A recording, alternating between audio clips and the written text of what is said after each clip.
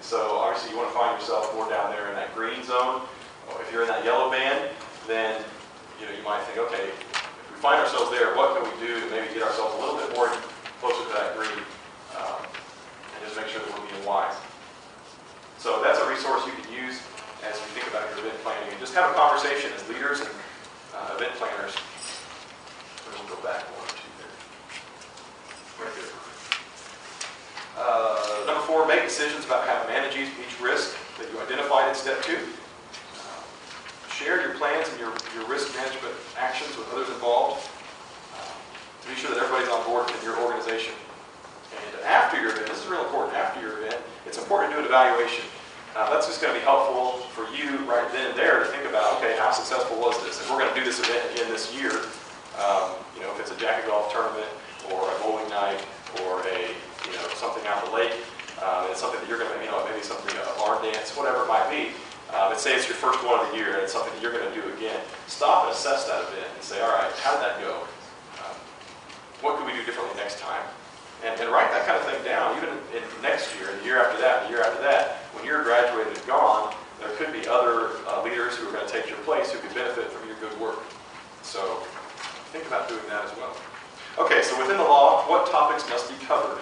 They're listed there for you. The other one after, there you go. Is it back there?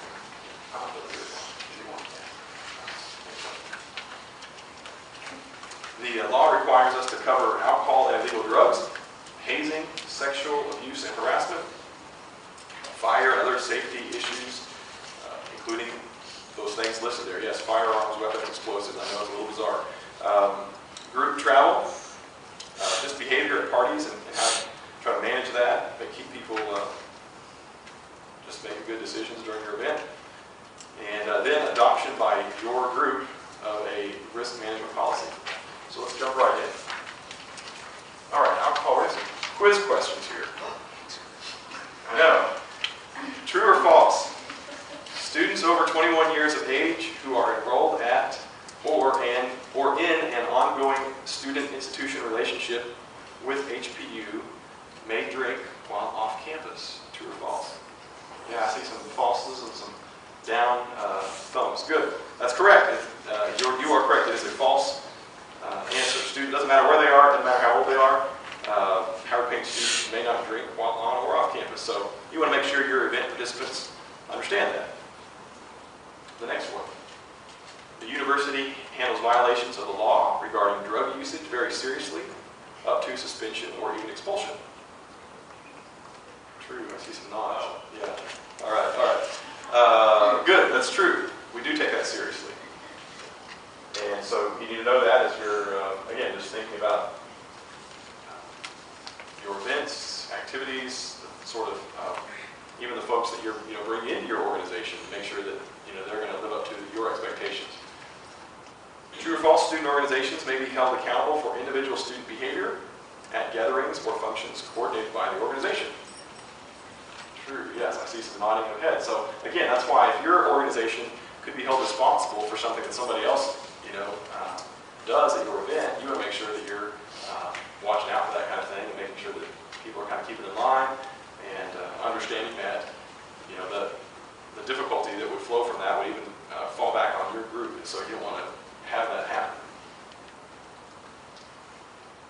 All right, alcohol and illegal drugs. I'm not going to read all this to you again. I've given you a lot of things in writing, but I do want you to familiarize yourself with the student handbook, and I cited a few different page numbers where you could read about the alcohol policy and drug policies here at the university. The neat, it's not neat, I guess it's just a reality. The thing about being a student at any university, and it's definitely the case here at Howard Payne, is if you or someone you know and they're a student is, say you're off campus and they get caught up in some kind of a incident with law enforcement, whether that's alcohol or drugs or perhaps some other kind of issue, not only will they face the consequences by law enforcement and just the judicial system, but also within the conduct system here in the university. So that's just kind of a reality of being a college student, that there could be quote unquote punishment on and off campus.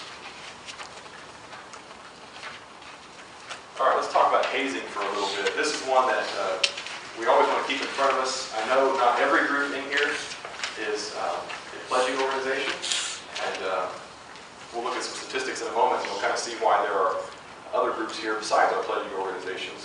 But I want you to know that this is an important issue for us because, again, it's state law that prohibits hazing, and the state law defines what hazing is. And so we basically, this university back in the early 90s when that law was passed, basically took the language from that bill and adopted it as our own policy. And so how Howard Payne defines hazing and how we outline that is also how the state of Texas defines it and outlines it.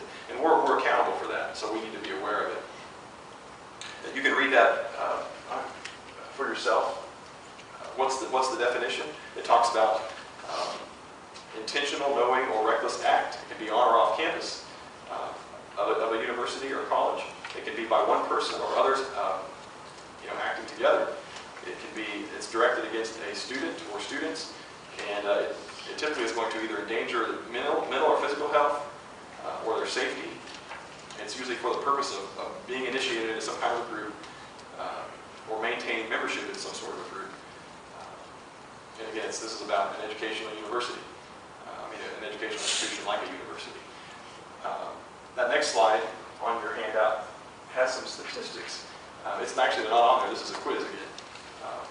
Our insurance carrier, United Educators, did a survey a couple of years ago, and they kind of just reviewed hazing data that had been submitted. And if I thought it was interesting, I'd be curious to know your thoughts. What percentage of hazing incidents do you think are associated with fraternities and sororities? Somebody shout out. 30%. 30? Somebody else said 0? 30, okay. Others? 16? Did I hear 16? 58. 60? 58? All right. Let's bring it up, we'll see. It was 44, actually. So, not even half, actually. So what do you think about athletic teams? 68. Yeah, it can't be that many. 42% athletic teams, which leaves 14 for some of these other groups, which could be things that are not Greek or athletic, but it might be academic group and even religious organizations. So, the BSM and the MAs, we have to keep our eye on them. They might be doing this. Let's look at liability for a second, because I do want us to understand this is huge for you guys, many of you in this room. If you are part of an organization that does membership education / pledging, a lot of times if something happens and there's litigation and a lawsuit, most often universities, there's enough of a kind of a barrier there where these organizations and their activities are often separated enough from the university that oftentimes the university might be named in the suit, but it's probably not going to be held accountable or held liable. Now, that's not always the case. If the university were negligent, then that might not be the case. But typically, universities are not going to have as much liability. National organizations, if you think about the big national fraternities and sororities, they are going to sometimes have some legal responsibility, but typically they've done a really good job, even at the national level, of putting good things in place. So if their chapters would just follow it, they'd probably be all right. But then we have local groups like ours, the local fraternity or sorority that's not even nationally affiliated, or just that local chapter on that given campus. Typically, the liability gets a bit higher there, and chapters are getting shut down all the time. If you keep up with the news on that for hazing issues and things that their members are doing. And then for individuals, it can be huge. If you're named, maybe you're the pledge captain or the president or any other officer, and you've been a part of planning what this organization does, and something goes wrong, and there's a lawsuit, that can be a big challenge, and I don't think any of us want you to be there or find yourself there.